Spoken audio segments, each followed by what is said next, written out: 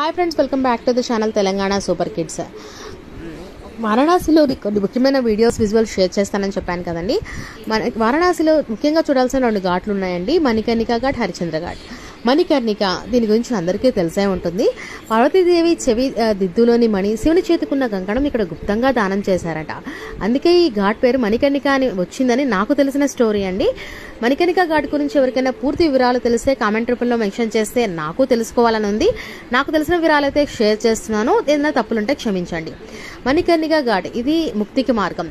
ఇక్కడ ఎవరికైతే దహన సంస్కారాలు జరుగుతాయో వారి చెవిలో సాక్షాత్తు పరమశివుడే వచ్చి తారక మంత్రం ఉపదేశించి ముక్తిని కలిగిస్తాడని, మళ్ళీ జన్మంటూ ఉండదని చాలా బలంగా నమ్ముతారండి.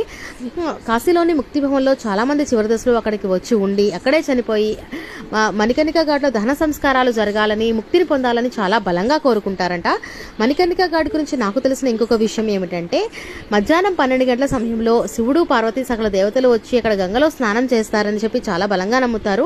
అందుకే చాలా మంది మధ్యాహ్నం 12 గంటల సమయంలో మణికర్ణిక ఘాట్లో గంగలో స్నానం చేసి శివుని దర్శనం చేసుకుంటారు.